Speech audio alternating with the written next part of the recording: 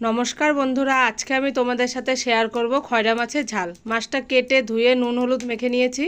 এখানে জিরে আদা শুকনো লঙ্কা বাটা আর তরকারিতে দেওয়ার জন্য পরিমাণ মতো নুন হলুদ।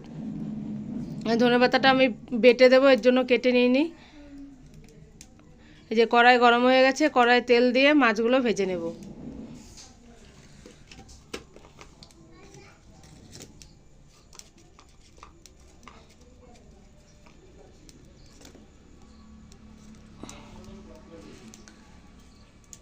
এই যে মাছগুলো ভাজা হয়ে গেছে, এবার নামিয়ে অন্য আরও মাছ আছে ওইগুলো ভেজে নেব।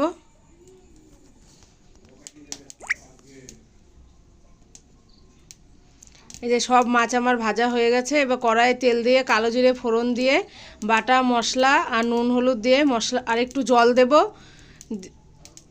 দিয়ে আমি মশলাটা এবার ভালো করে কষিয়ে নেব যতক্ষণ তেল না ছাড়ে।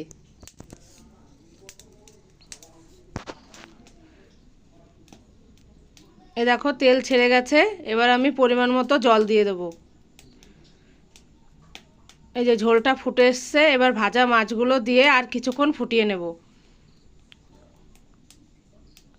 আর এইদিকে আমি এবার ধনেপাতাটা পাটায় বেটে নেব।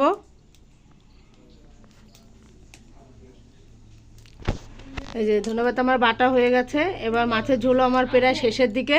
এবার ধনেপাতা পাতা বাটাটা দিয়ে ভালো করে একটু নাড়িয়ে চাড়িয়ে নামিয়ে নিলেই খয়রা মাছের ঝাল আমার পুরো রেডি। আমার ভিডিওগুলো তোমাদের কেমন লাগে কমেন্ট করে জানিও।